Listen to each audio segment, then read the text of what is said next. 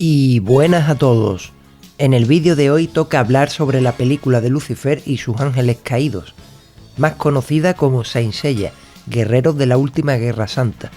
Cronológicamente podríamos situarla más o menos después de la leyenda de los Jóvenes Escarlata y antes de Tenkaigen Overture, siendo la primera película de los Caballeros del Zodiaco que bebe de la mitología judeocristiana o católica.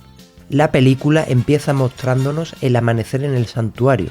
Justo en ese momento, desde el lucero del alba, caen 4 luces en dirección a las 12 casas. Entonces, los 5 caballeros de oro presienten que una amenaza se acerca. Acto seguido, y sin apenas tiempo para reaccionar, son derrotados uno a uno por las 4 misteriosas luces, las cuales les hacen un ganbang tan brutal que perforan las armaduras de oro.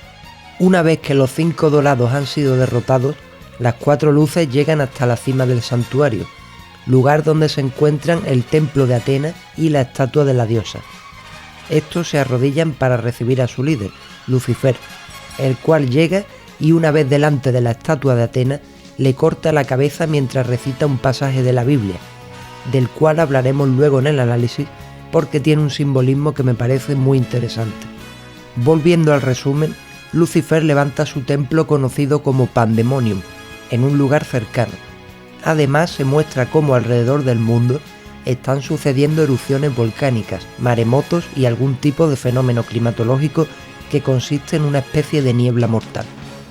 De vuelta en el santuario, vemos cómo Seiya, Yoga y Shun están junto a una Atena que llora viendo cómo han destruido su estatua, lo que parece importarle más que el hecho de que han masacrado a los dorados. Aunque en el análisis mencionaré una teoría que leí sobre por qué la destrucción de la estatua de Atena podría ser mucho más importante de lo que parece. Volviendo al tema, justo cuando Saori, Seiya y compañía están al lado de la destruida estatua, aparecen de nuevo Lucifer y sus ángeles caídos, los cuales por cierto son Astaroth, Erigor, Moa y Belcebú. Yoga, que como es medio ruso se supone que es cristiano ortodoxo, conoce bastante bien la historia del enemigo de Dios en la Biblia, por lo que orienta un poco a sus camaradas sobre el asunto.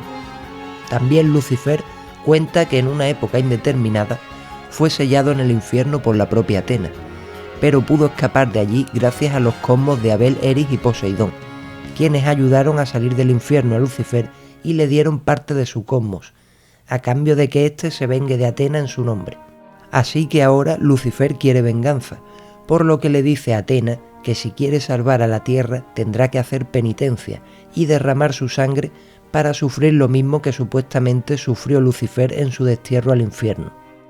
Al escuchar esto, Seiya, Shun y Yoga no aguantan más y atacan, pero Astaroth, Erigor, Moa y Belcebú reaccionan rápido y contraatacan, dejando a los 3 caballeros de bronce destrozados con simples golpes. Y digo destrozados porque luego se les ve a estos en el hospital y parecen más muertos que vivos. Volviendo con Atena, ésta se encuentra en el Pandemonium de Lucifer, donde empieza a soportar la penitencia que éste le impuso.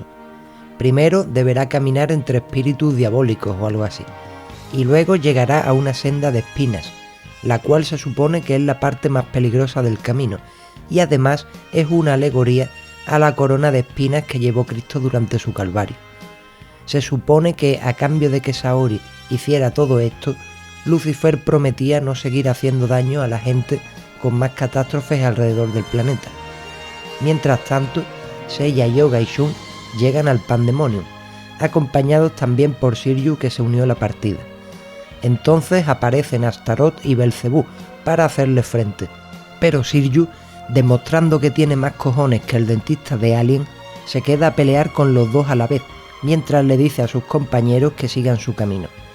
Y vemos cómo los 3 se marchan mientras Shiryu se queda ahí recibiendo más hostias que una piñata de colegio. Más adelante aparece Erigor, siendo Shun quien se queda a pelear con él. Y por último aparece Moa, el cual pelea contra Yoga mientras ella va en busca de Atena. Bueno, por algo esta serie se llama Saint Seiya, ¿no? Siguiendo con el resumen, vamos a los combates.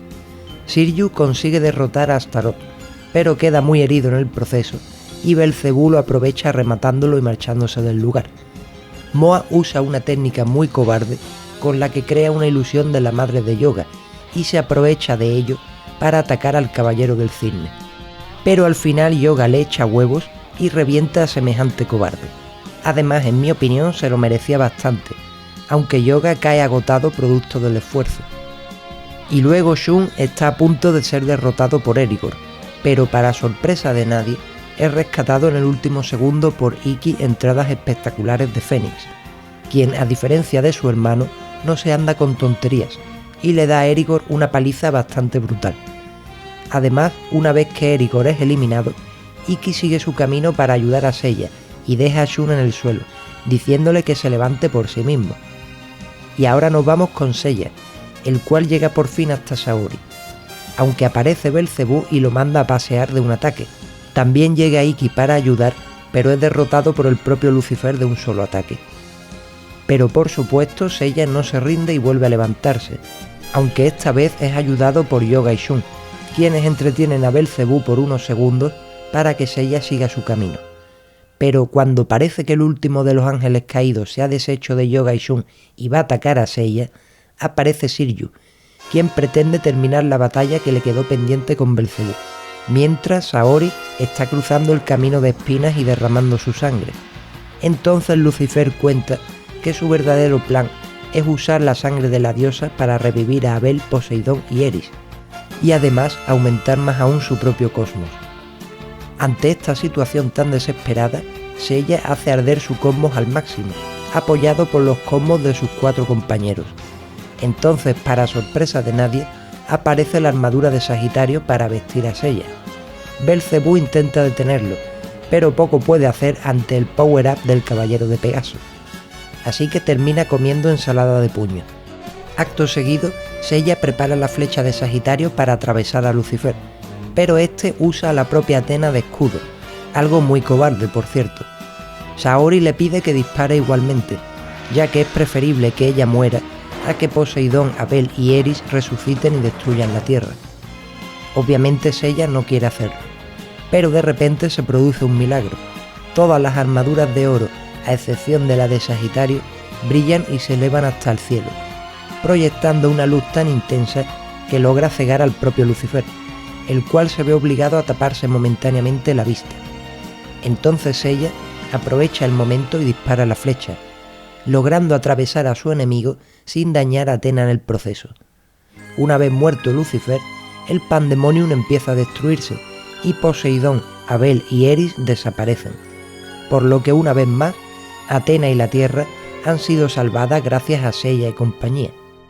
Y hasta aquí el resumen. Ahora vamos con el análisis de lo que me ha parecido más remarcable. Lo primero que me llamó la atención, aparte del gambán que los ángeles caídos le hacen a cada dorado, es Lucifer. Cuando este aparece por primera vez, una voz dice algo así como: «Oh Lucifer, tú que fuiste arrojado de los cielos y has destruido naciones en nombre de Dios». A lo que el propio Lucifer responde: «Juré que construiría mi palacio por encima de las estrellas y de Dios. Mi trono estará más alto que las nubes». Esta conversación en realidad está sacada de la Biblia, concretamente del libro de Isaías, capítulo 12, versículo 14. Esto suele citarse en el cristianismo para mostrar hasta dónde llega la arrogancia de Lucifer y su afán por superar a Dios y mofarse de él. También al principio de la peli menciona que quiere ser superior a Dios incluso, algo que hasta los mismos caballeros de bronce le dicen que es una blasfemia. Y es que hay cosas muy interesantes sobre la figura de Lucifer en sí. En latín, su nombre se podría traducir a algo así como el portador de luz, y también es llamado en la Biblia como lucero del alba o estrella de la mañana. Por eso, cuando destruye la cabeza de la estatua de Athena, se ve de fondo una estrella que representa al lucero del alba o estrella de la mañana, la misma que, como dije al principio del resumen, se ve cuando los ángeles caídos bajan hasta las 12 casas.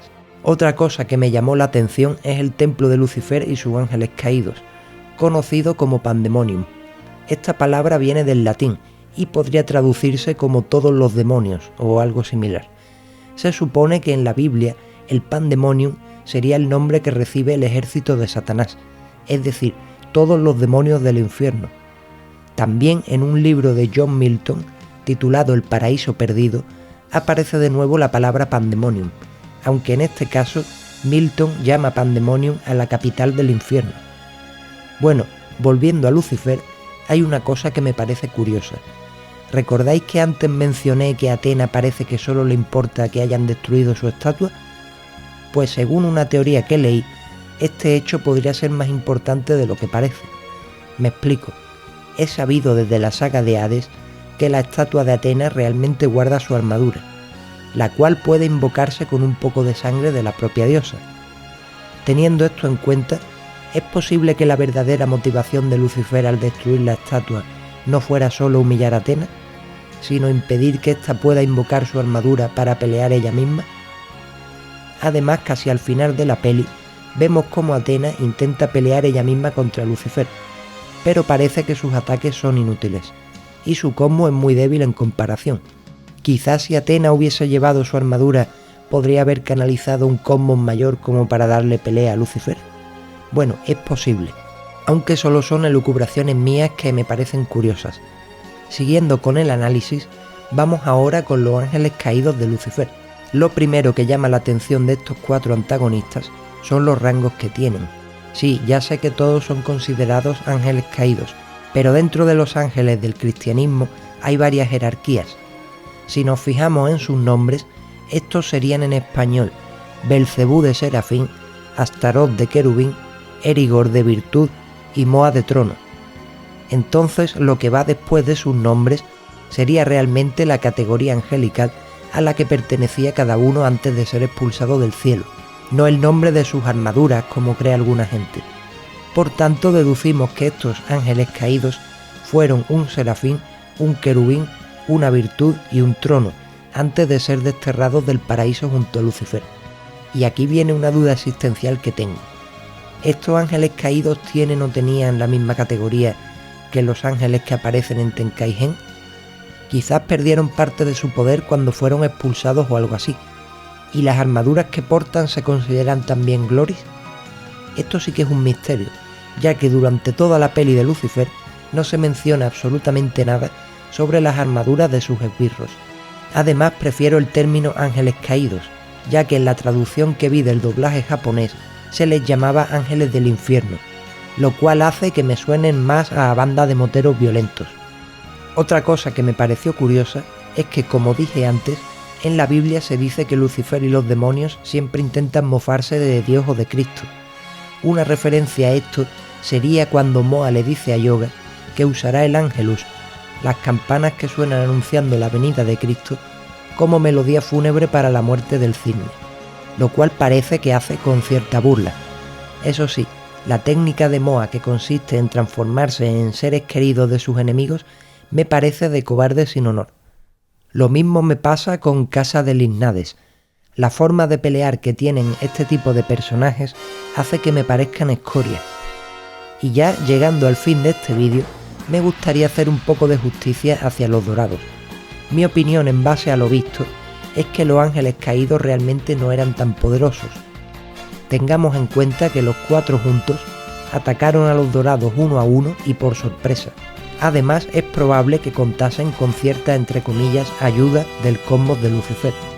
También alguna gente piensa que los dorados mueren cuando son atacados en grupo por los ángeles caídos al principio de la peli, pero al final se ve brevemente que en realidad están vivos. Eso sí, me hace gracia que se les ve levantándose del suelo, por lo que parece que se quedaron ahí tumbados desde el principio de la peli hasta el final, y sin que nadie hiciera nada por ayudarles. Además, cuando todas las armaduras de oro se reúnen para crear la luz del sol y escandilar a Lucifer, me recuerda cuando crean también la luz solar para destruir el muro de los lamentos en la saga de Hades. Y bueno, hasta aquí el vídeo de hoy. Espero que os haya gustado y, como digo siempre, si tenéis cualquier duda, sugerencia, queja, pregunta, lo que sea, por favor dejadlo en los comentarios. Así que esto ha sido todo. Muchas gracias y hasta otra.